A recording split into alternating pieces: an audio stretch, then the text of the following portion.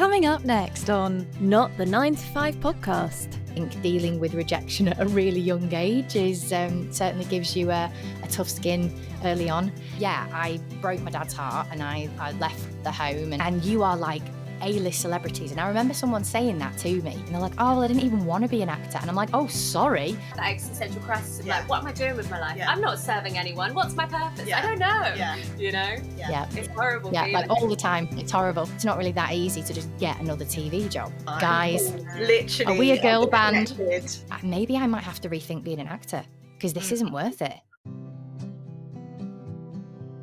Welcome to Not the 9 to 5, The podcast for freelancers, by freelancers. whether you're a seasoned pro or just starting out, Join us as we share insights, tips and stories. to help you thrive in the world of independent work. I'm Kat. And I'm Francesca, We are two freelancers exploring the highs, lows, and everything in between. So grab your coffee, kick back, and let's dive into another episode of Not the 9 to 5. Katheryn Siggers. Francesca Marago. How are you? I'm good. How are you? I'm good. Good. Who have we got today? We've got Lucy Dixon with us today. Oh my goodness. Tell us about Lucy. So Lucy's an actor. She's a professional voiceover artist who debuted on the screen as Danielle Harker in BBC One's Waterloo Road, and Tilly Evans in Channel 4's popular soap Hollyoaks. So she's Oh my multi-talented here. She's goodness. also a familiar voice. You might have heard of her on some Disney, Audible or Cadbury adverts, as well as books on Audible. So, Blimey. yeah, jack of all trades. There we go. Welcome to the show. Thank you for having me. You're so welcome. We're so grateful to have you here. You've done such a big body of work that it's going to be really interesting to kind of, you know, dive into that. Yeah. But I think just tell us, where did it all start? How did you get into this world? So for me, and I think my parents would agree, I've always wanted to act. Even when I was a kid, when I was doing plays at school, I was always the one that put my hand up, that always wanted to kind of audition first and that kind of stuff. So I certainly always wanted to perform. And then when I was about 11 or 12, I think I joined like a local theatre company, one that you go to like after school. Made lots and lots of friends, did lots of performances, musicals, theatre plays, all that kind of stuff.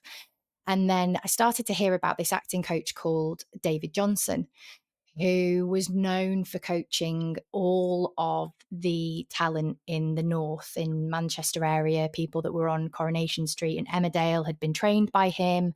Some really big names that were then making it kind of onto dramas on TV were all being coached by him. So I was like, oh, I really need to meet him. I really need to be taught by him.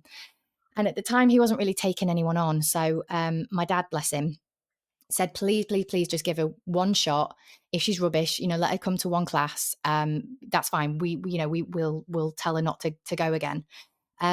Luckily, I must have passed the test because he let me keep coming back. And through him, he had an agency attached to his coaching sessions, his drama classes, that's called Lane Management, that's still going to this day. And Lane doesn't take everybody on, but I think from watching performances, by coming into some of the acting classes themselves, I think they kind of get to have a look at all of the kids that are all there practicing their art. And yeah, they took me on and I started auditioning with them, I think probably about the age of 13. Auditioned for lots of stuff I didn't get. So I think dealing with rejection at a really young age is certainly gives you a tough skin early on. And then I got, I think I was 16. Yeah, I was 16 when I got Waterloo Road. So I was like straight out of my own school uniform and straight into another one. And it just kind of all started from there. Oh my God. gosh. How did that work for you? Because obviously you were so young when you joined Waterloo Road. Like, how did you deal with that? Because I'm guessing that was end of high school, wasn't it? And then you were going into A-levels or college. Yeah. How did you manage that? So, and I'm not saying this is what people should do, so I will say that first, but because I always wanted to act, yes, I got into college and I was going to college, but I was very busy filming Waterloo Road because we would film that for 6 months on, then we'd have 6 months off, and then we'd come back again and we'd film, you know, the next series. So in the 6 months off, obviously, yeah, I was going to college. I was like hanging out with my friends. I was, you know, still attending acting classes, all that stuff. But when I was filming, I was quite busy. And so some of my classes I couldn't attend. My teachers weren't very happy about it. I mean, they knew why, because, you know, I was on a program. I mean, it's not like I didn't want, you know, I was bunking off. But for me, and I was really grateful that my parents understood and they got it and they backed me on it. I was like, well, that's what I want to be doing. So if I was to graduate college, if I was to go to university and graduate university, my aim is to be on a show like this. So I've already achieved it. So like, I hope you don't mind, but I am, you know, I'm not going to try and kill myself to get to college, because I'm achieving my dream earlier than I thought I would do. Yeah.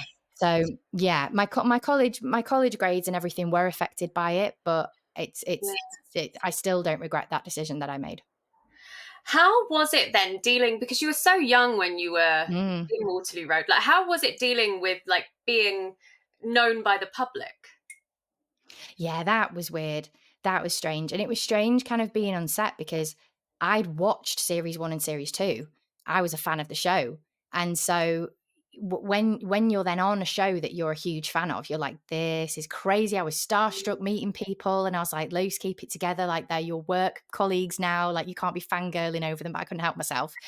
And then, you know, yeah, you're 16, 17 years of age hanging out with your mates, and then you've got people like screaming in the street being like, oh my God, you're off Waterloo Road. And I was like, wow, what's this? I had people following me. I had people grabbing me so that they could have a photo of me with their kids. And I was like, this is really crazy. Because I think some people think because they watch you on TV, they know you. And that's really nice. And I love that, the fact that they think they know you. But it was really strange, people like grabbing me. That was weird, but it was really nice. You know, when people come up to you and say they enjoy the show and they love your character, and you know, all their family get together and they watch it on a Wednesday night. I mean, that's amazing. It's that's like best compliment in the world. Yeah, definitely. And I feel like that fulfills you as an actor, doesn't it? When you're doing what you love and you can see other people enjoy what you do, it doesn't feel like work. That's what we always say. Like, whatever we do, we're like, are we working? Like, it doesn't feel like it, because we just love it so much. And it's nice to know that other people show that through the recognition of meeting you as well, you know, and talking to you. Yeah. So, yeah.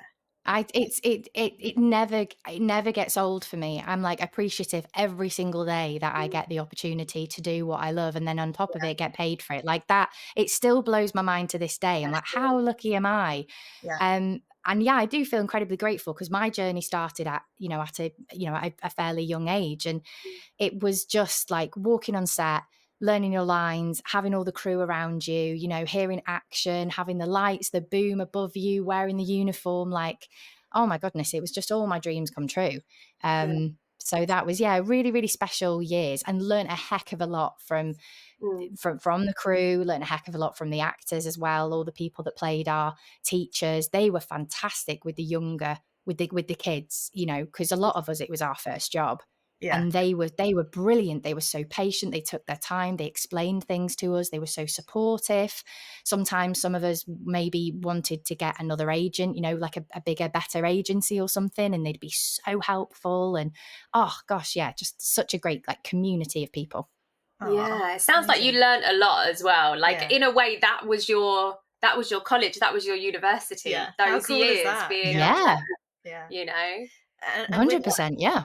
And with that, did you go through struggles? Did you find it difficult to kind of start so young? You know, did you feel like you missed a part of your life in terms of like with friends, you know, because you were working so much at a young age? Do you feel like you missed out on your childhood? You know, did you have any struggles with that? No, I think the only thing, and I still say this to my husband, who I never went to uni, so I never got that university experience, which if I had the opportunity to do that, I think I would have loved that, living away from home, living with a load of mates. But I kind of had that in Hollyoaks. I joined the cast of Hollyoaks when I was 20, about to turn 21, and still lived in Manchester. It's filmed in Liverpool, so it's 45 minutes away when there's no traffic. So it's not bad. But I was having to be at the studio every day at the beginning because our characters were being introduced, and we were just in the storylines quite a lot, which was fantastic, but it was just taking a bit of a toll on me. And everybody that was in my friendship group on the show, they were all living in Liverpool because they were being put up. Right. Because when you don't live locally, when you live in London and further away than Manchester, you get put up for a few weeks to give you the opportunity to find a flat, and then you've got to find a flat and you've got to start renting. Right. So I was at home and I was like, no, sod this. Can't say that word. No, forget this. No, you're fine. I want to... I've always got to be careful. I was like, I don't want to be commuting because everyone is going to the pub after work. Like, that's what I want to be doing. That's like, I want to be living with my mates. I want to be going out and all that kind of stuff. So yeah, I broke my dad's heart and I left the home and I got a flat in Liverpool with a girl that I was on the show with, who played my best mate. And so for me, I kind of feel like that was my uni experience. Mm-hmm. Right. Mm-hmm. It sounds like it. Definitely, like that whole thing of like always at the pub and kind of, just having a bit of fun at that age as well. I think it's so important, those formative years, really, isn't it? Yeah. To just let your hair down a bit. But did you find it difficult? Because obviously you were a recognisable person. Like when you went to the pub, did anyone recognise you? They did it. It's really strange in Liverpool. Yes, they do. You'd think, because it's filmed in Liverpool, so we weren't really sure, particularly when I got there, I wasn't really sure whether people in Liverpool watch Hollyoaks, but they really do. So you walk around Liverpool 1, which is the main shopping area, and you are like A-list celebrities. And I remember someone saying that to me when I was technically filming, but I hadn't been on screen yet. I think there's about a gap of about 6 weeks, a 6-week delay from when you film it to when it ends up on TV. So people would say that to me and I was like, guys, you sound really big-headed saying that. Like, obviously we're not A-list celebrities. Come on, guys, it's Hollyoaks. But it did. In Liverpool, it really does feel that way. That was crazy. But we all lived in an area called Sefton Park. So it's like 5 minutes out of Liverpool city centre, but it's really nice. It's got a beautiful big park and it's got lovely...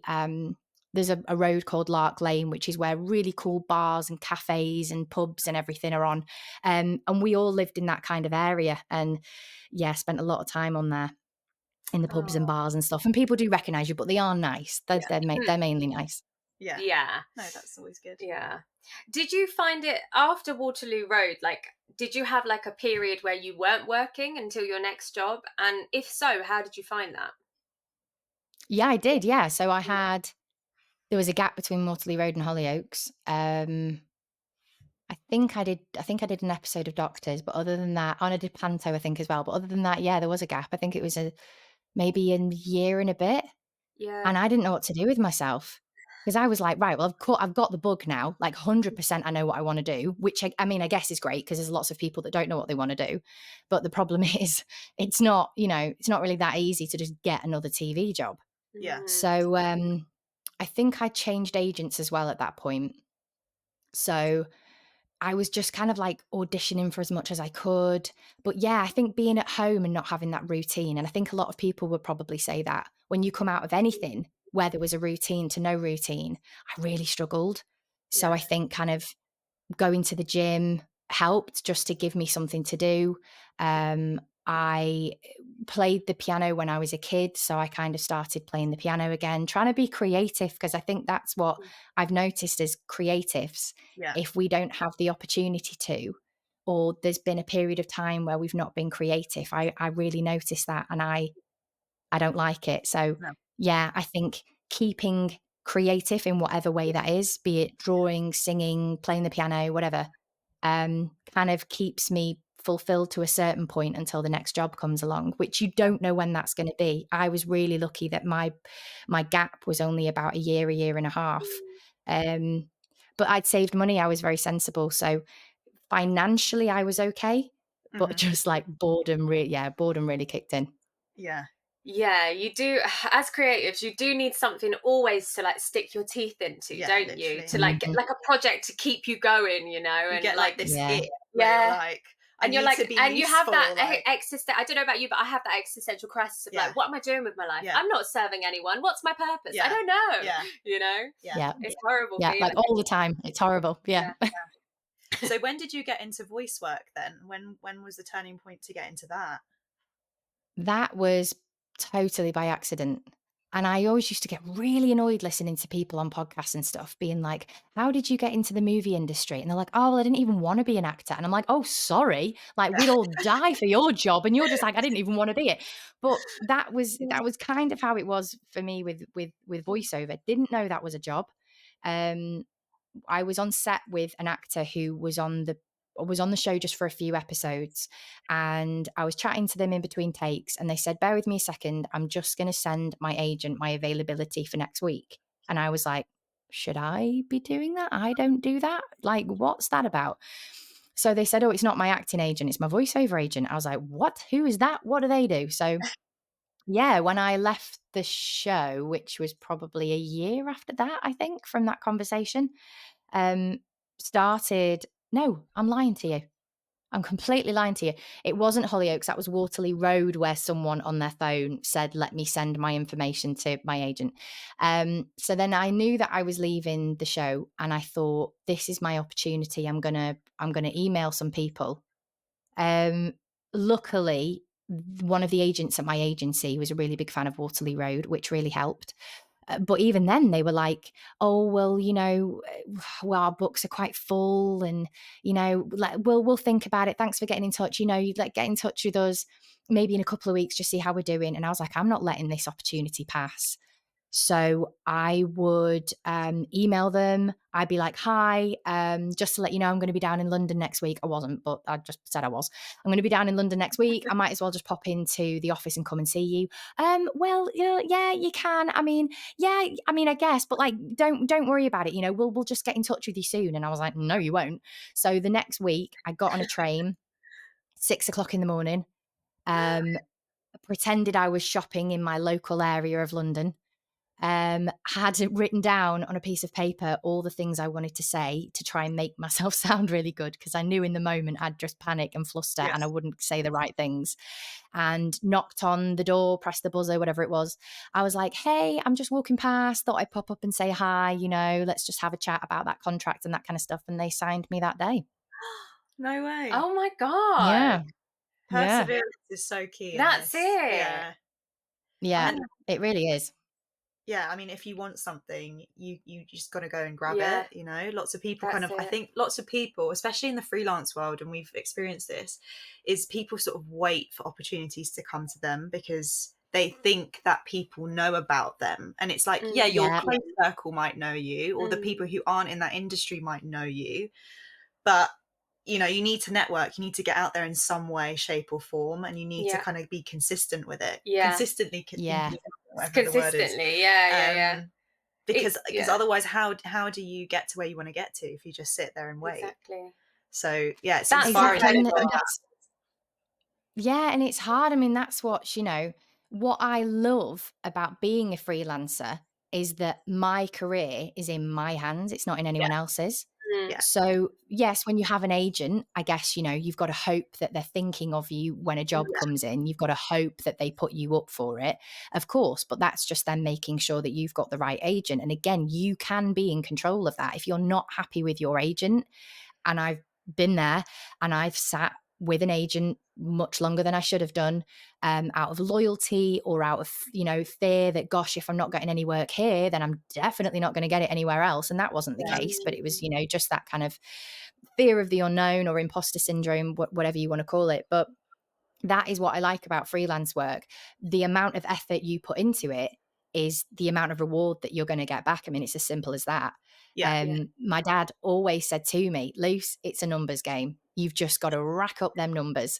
And the more numbers you've got on your list, the more auditions you're going to, the more emails you're sending out, the more opportunities you're giving yourself, the more chance you've got of getting something back. And that's really what it is. It's a numbers game.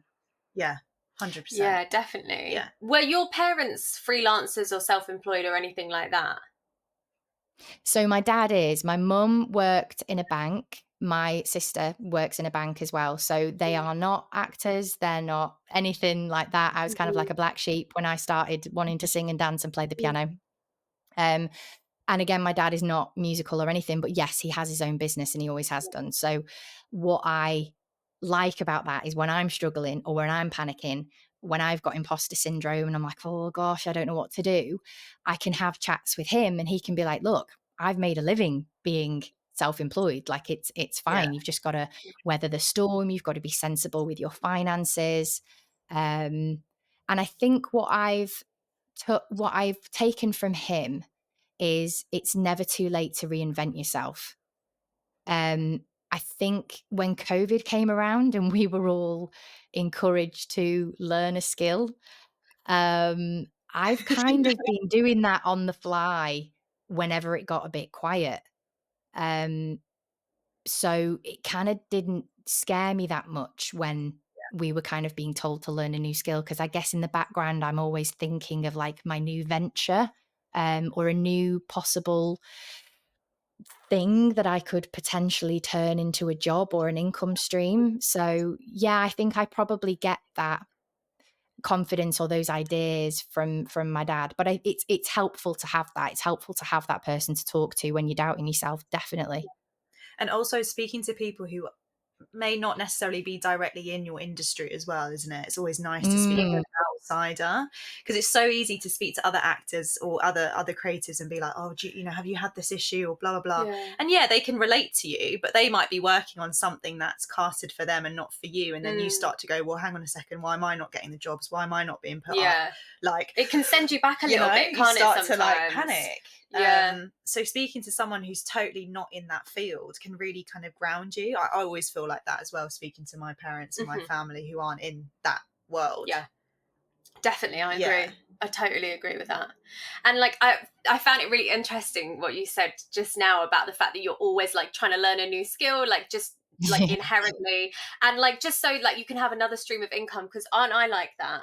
Every chance I can to like make money off something, I'm like, oh, I could do this and make money off that and blah blah blah blah. And I think like you just always have to be in that hustle mindset, don't you? It's like, how can I have those different income streams, because when one thing's quiet I can do the other, which makes us and I think and listening to podcasts and stuff, you look at somebody that's successful and maybe you know them from one income stream of theirs and you think, gosh, that alone is super successful, and then you find that by listening to a podcast of theirs or by following them on social media, you find that actually that's probably one of 5 or 6 income streams, and I'm like, wow, that's what I need to be doing. So it definitely inspires me. But I don't know about you two, but I'm always teetering on the edge of seeing something that makes me jealous or envious, and I use that as fuel to propel me and go, well, you can do that, because if they're doing it, you can do it.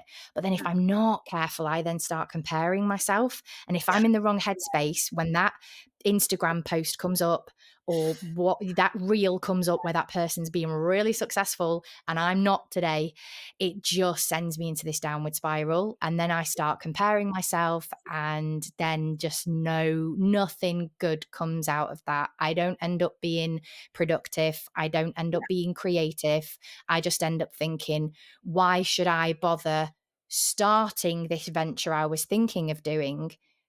Because already in front of me there's people already doing it, so then they're better than me, they're further ahead than me, they've got more views than me, they're more successful than me. I just won't bother then.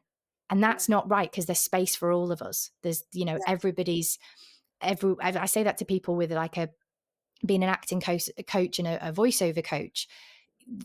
There's always stories to be told. Like, we want to know your story. There's an audience member that wants to hear your story or wants to hear your take on a read or your version of a character. So there's space for all of us. And I think social media can be great, but unfortunately, I think it can sometimes be detrimental in that way. So I always try and kind of push people up a little bit.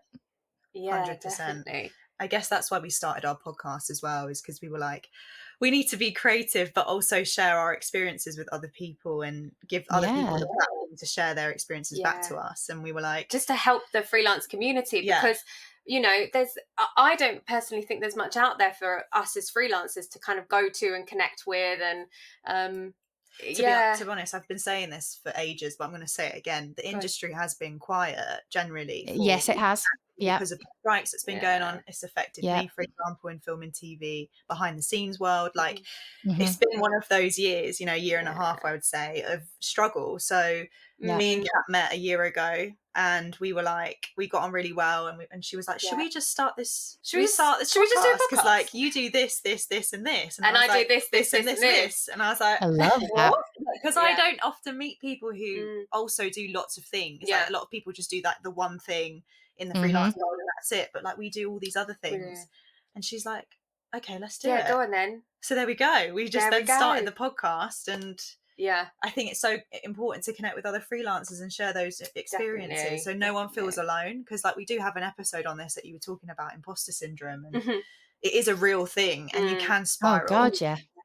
And it's how do you kind of get yourself out of that kind of comparing phase when you're in it? Because I know it's very easy to say to other people, like, you know, there's for everyone, but how do you kind of tell yourself that? Okay, yeah, interesting. So first of all, I think if it's because I've not had bad news, if it's just that I've gone on social media, probably a not a great day, and it's made my it's made my mood, it's darkened my mood, or it's darkened my day, or whatever, I say to myself, enough now, stop, because you've got the potential to put that phone down and stop reading that, stop viewing that, and stop having that mental thought process. If you continue, you're doing it to yourself. That's your own fault. So I would put my phone down. I've got 2 little dogs. In fact, one of them's asleep behind me. I don't know if you can see her just there on the bed. I've got 2 little mini Dachshunds, so I've got a reason to get out of the house and go on a walk. And where I live in the Manchester area, I'm in the countryside, so getting out in nature is just like the best tonic for me. Getting, you know, the fresh air, the views, because as well where I am is kind of, I'm in the Peak District, so you can just see, you know, as far as the eye can go, which is really nice. And I have a little bit of a word with myself. If anyone was to see me, they would think I'd gone crazy, because sometimes I do speak out loud on a walk. And I'm like, sometimes I'm my own therapist, which is fine. Until I can afford all the really big, expensive people, I'll just keep talking to myself. But I just kind of have a word with myself, and I'm just like, okay, why are you feeling this way? Just acknowledge it, be aware of it, be aware of why it's made you feel that way. And then think, what can I do to change that? And if there's nothing I can do to change it, then stop worrying, because I'm a massive worrier. I will worry that the sun won't rise tomorrow. I will worry about stuff that probably won't happen, but I just worry about it. And it annoys me. It niggles me. So what I try and do is, and I can't remember which person does this. You're aware of the thought, and then you try and change the thought. Right. Who is it? It's an American woman. Mel? Somebody? I'll message you afterwards when I can remember the person's name. Can't remember her name. Mel Robbins. Is it Mel Robbins? No. Is it? Who? No. I know who that is, but I don't think it's her. But yes, I know. No. I can't. I'm so sorry. We're going to spend like 10 minutes trying to think of someone's name. You're fine. No, I promise. I will find out who that person is, and I'll message you. They say, be aware of the thought and acknowledge it, and that's fine. You're allowed to feel that way, but then you have the capacity to change it. So I think they have like this step where they're like angry, like fuming, is like 10 or something, and then back from that 9 might be like frustrated or disappointed. 8 might be, I'm a little bit niggled. Do you see my point? And then by the time you get to 1, you're like, I'm great, I'm okay, life's fab, I'm in a good mood. So they're there like, we're not expecting you to go from 10 to 1, because nobody could do that with, you know, the click of a finger. That's not possible. But if you can go from 10 to 9, then 9 to 8, you're getting better. Like, give yourself a break. We can't be happy all the time, because that's just not possible. And I think as well, that can happen on social media, that you see everybody like smiling and laughing and being like, life's great. It's not possible to be that way all the time. So if you can just take a step back and go down a number and go from being like hating yourself or being really annoyed at everything, from being like, okay, I'm niggled, but like I'm gonna move to being disappointed, or I'm gonna move to being a bit frustrated by it, and then slowly come away from it. And that kind of seems to work for me, registering it, being aware of the thought, and then going, right, I can change this. Yeah. Oh, that's great advice. Yeah. I love that. Definitely share us with whoever this woman is. Yeah, I'm gonna have to Google Definitely. this. I will. I will use that in my life, because you kind of spiral out of control, and then you're like catastrophizing, and then you're stuck in that place. Particularly if we're freelancers, because a lot of the time we're at home on our own. So if you're not careful, these thoughts you've not got anyone else to talk to. And so it just festers and festers and festers. And by the time, bless them, your partner gets home or your mum and dad get home, you're like, rah! So, yeah. No, good advice. Good advice. Another question for you. So how do you keep connecting with your community in a world where innovation and change is constantly evolving? Just a big question, this one. Big question, big words, fancy words. Yeah. How do I keep chatting? How do I keep speaking to my audience? How do you connect with communities? Because obviously times are changing. Yeah, so like since COVID, things changed so much, right, for everyone.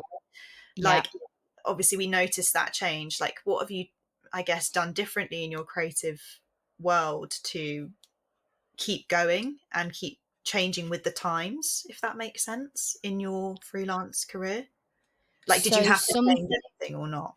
Basically? Yeah, I did. And I hope this answers your question. So to change in order to still be able to do voiceovers in COVID, the first thing I did was buy this bad boy, my microphone. And I said to my agent, do I need to buy kit? No, don't buy kit. People are still, going to studios.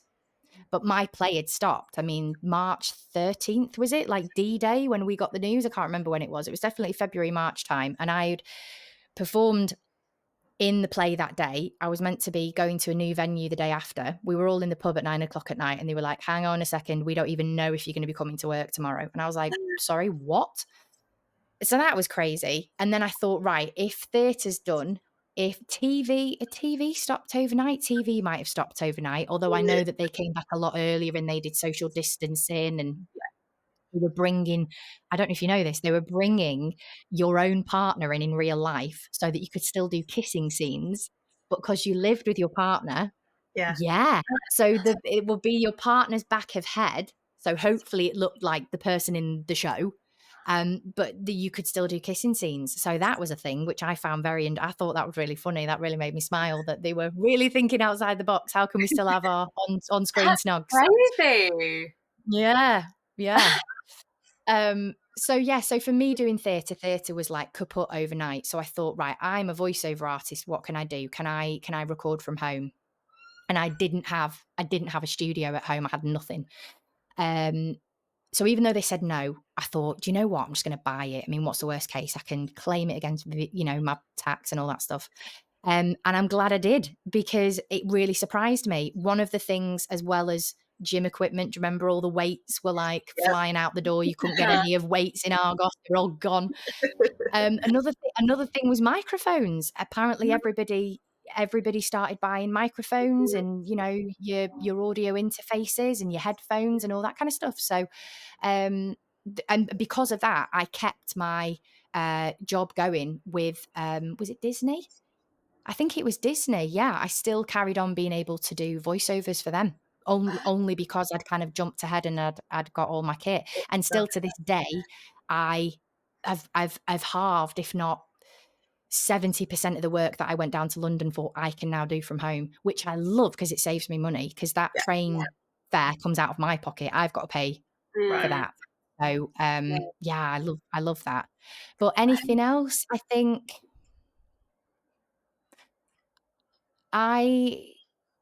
theatre, it's a real shame. I don't know if you guys have noticed, there's a lot of theatres that closed down. So I think there's a lot of places where people would have had the opportunity to be in a play for the first time, starting out in their acting career, or if you were in between jobs, you could go to your local theatre and there'd be there'd be a play on there that you'd be able to join. I think that's kind of disappeared. One of the main ones was Oldham Coliseum for us up north, Oldham Theatre. That was major. That was a massive theatre where people used to travel from all over. And when I heard that closed down, I was really surprised. Such a shame. The Arts Council funding has been it's so sad. It's so sad that they've just lost so much money, if not the majority of it. So in that aspect, yeah, that has been really sad. I guess now people have just kind of had to think outside the box a bit more. I've noticed that a lot of people are doing short films. Yeah. Especially now. Yeah. Because it's so quiet, so they're like, "Oh, let's try and create something. Let's do something creative, please." Which makes sense. You know, you never know where short films can then lead to big features and all of that kind of stuff. So it's good that people are kind of thinking that. I do feel like it is like a different, like another COVID in a way in that side of the world, like side of the industry, because film is so quiet. So people again reinventing what can we do, how do we do this on a budget, or how can we keep creating? So definitely. But it will pass. This time will pass. It comes in cycles, doesn't it? There's a reason. There's always a reason. What would you say is the best part of the job for you as a freelancer? That no 2 days are the same. I love that. I'd hate to go and sit at a desk. No offense to people that do, but it's just not for me. I'd hate to sit at a desk knowing what I was going to be doing for the rest of my life. I would be so bored. We say that all the time. Word for word, actually. Literally. I could not. No way. No. It's too. It's just draining, isn't it? It just feels like soul sucking, you know. And like again, no offense to anyone who wants to do that or chooses to do that or has to do it. Yeah. But I just couldn't do it. I would be chomping at the bit to do something different. I'd probably quit. I'd probably just go, no, I'm done. Bye. Yeah, and the thing is, I see people that say like, oh, get Sunday blues. And there's even adverts about it now being like, don't get the Sunday blues. I have never been that person that's had the Sunday blues. I've never dreaded Monday. No, I lie. I did. I worked at a call centre for actors. And I won't say any more than that because anyone that's listening will probably know. If anyone's an actor, might know what that call centre is, but I'll just leave it there. And I loved it at the beginning. It was a great atmosphere. It was, again, full of really creative, like-minded people. And then it just changed and it just got a very negative environment. Not the people working there, the people... not like us guys, it was the people that like kind of owned it. Just became a really horrible negative environment. And I remember dreading going into work the next day. And I actually remember saying to myself, if I have to do this job in order to be an actor, maybe I might have to rethink being an actor because this isn't worth it. And that was really scary because I've always wanted to be an actor. So for something to make me feel that way, I was like, Luce, you've got to change. Like, you've got to come out of this. Like, this isn't good for you anymore. And so, taking a step away from there was scary because at the time that was my income in between jobs. But I was like, it ain't worth it. Like, my mental health isn't worth it. So took a step back. And I really do think that when you close a door on something, another door appears, like another door opens. Opens. I think you've got to kind of like make space for stuff. And if you fill your diary up, then you're not. Okay, I'm going to talk about the universe. I'm sorry if people turn off. No, we love it. We love it. Bring it on. Bring it. We love it. Okay. I've got good. So everything. So let's go. What do you have? What do you have? Crystals. I've got angel cards. We've got the sage going on. I've saged the space today. We've got it all. Oh my gosh, you're talking my language. So I always remember people saying you've got to make space for something. If your diary's really full and you're like, I don't have time for that. I don't have time for a new partner. I don't have time for a different job. I don't, it's not going to come. Yeah. And I was there like, I've got to step away from this job to then be like, I need another job. And then that'll hopefully present itself. And really genuinely it has. I've kind of like, when I've leapt off one pedestal, I've been like, I really hope another one appears before I like fall and splat on the floor. And it always has, genuinely always has. It's amazing. Oh, I love that. Yeah, you just got to trust in your path. You have got to trust it. Everyone has a different journey, and I think it's so important to understand that. Like, look, your time might not be now, but it's coming, you know, and you've got to go through this process to get there. And sorry, I was just going to say, like, nothing comes to people easily, you know.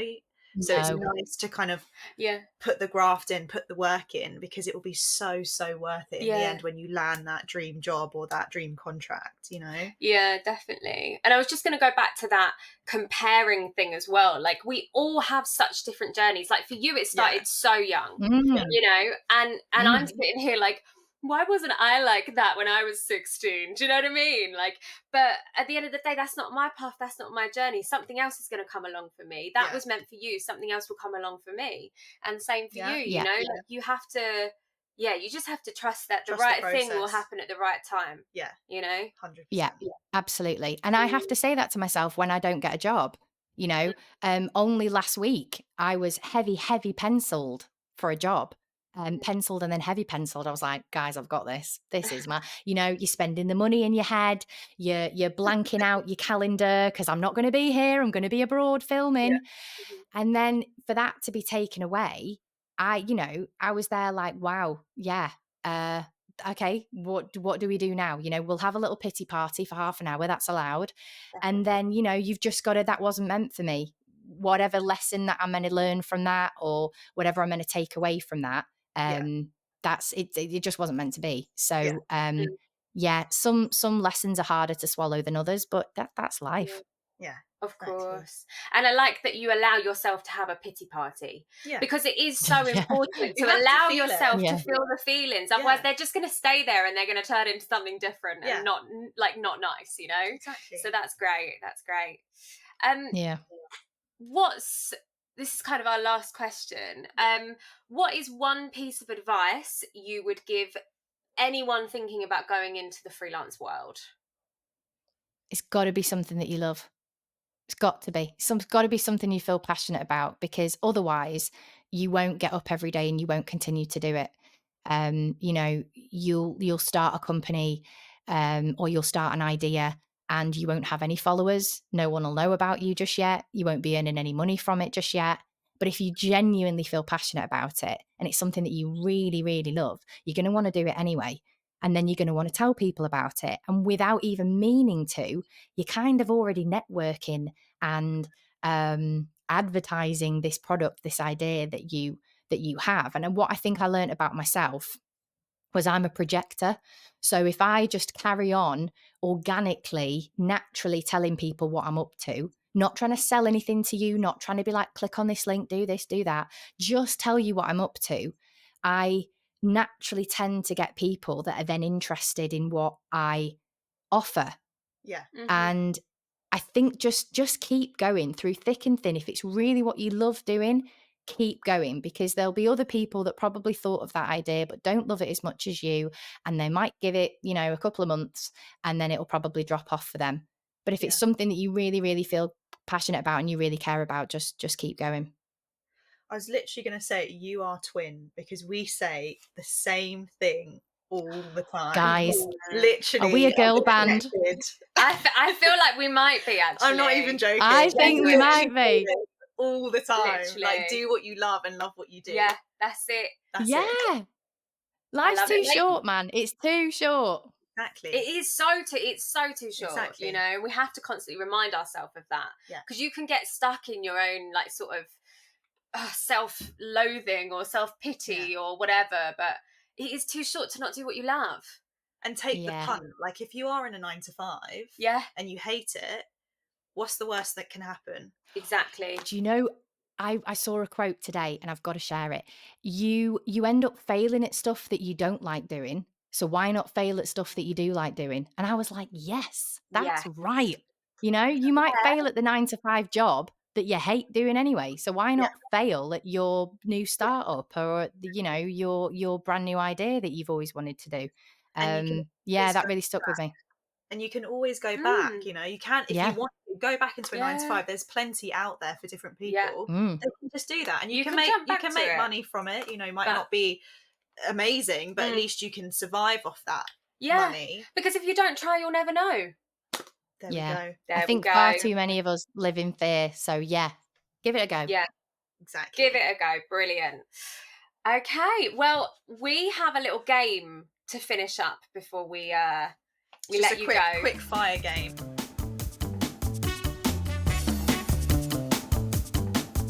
Would you rather live on a peaceful tropical island or a bustling big city? Tropical island. Would you rather have to start a new job every year until you retire, or have only one job for your entire career? Tricky question, because if it's acting for the rest of my life, I'm going to be a happy girl. I'm going to go with that then. One job for the rest of my life. No. I like different things. Go with the first option. Okay. Would you rather spend your money traveling the world but have few personal possessions, or have a really amazing house but never leave your hometown? First one, all day. Yeah. Would you rather have to wear all black every day for the rest of your life, or have to mix every colour of the rainbow into your outfit every day? Second one, definitely. You'd be the first one. I would be the first one. I love black. Goth over I'd here. take it. I would take it. Well, I can't speak because I'm actually wearing all black right now, but colour brings a smile to my face. Exactly. So, yeah. Would you rather be able to talk with animals or speak every language? Ooh. That's a bit 50-50 for me. Yeah. Maybe speak every language so then I can go on holiday and not be really embarrassed because I can't speak the language. Would you rather always be 1 hour late or 1 hour early to everything?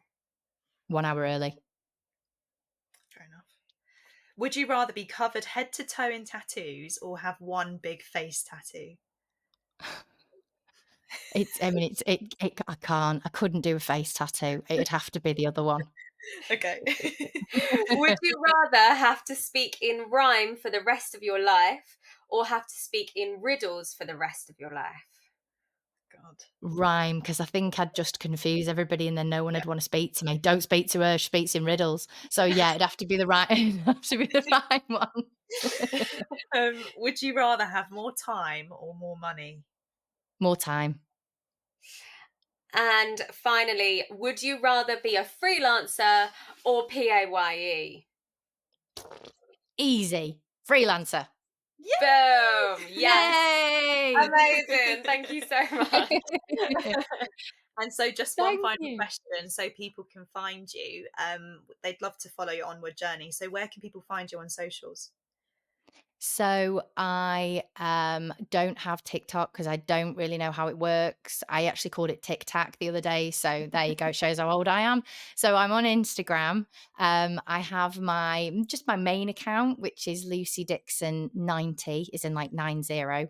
And then I have my coaching one, which I need to put more stuff on. So that will be my main thing going forwards. And that's Lucy Dixon Coaching. And they're both on Instagram. Amazing. Great, perfect. We'll link that all in the show notes as well, so people can find you easily. Wicked. Amazing. Thank you so much for taking the time today to speak with us. Oh, you're so welcome. I've had so much fun. Thank you. Thanks for listening to Not the 9 to 5 podcast. If you like this episode, we would love for you to subscribe to our channel, where we release weekly podcasts every Monday. Comment below to let us know who you'd like to see next on our podcast. Give this video a thumbs up and maybe share it with a freelance friend or two. Until next week, everyone, keep freelancing.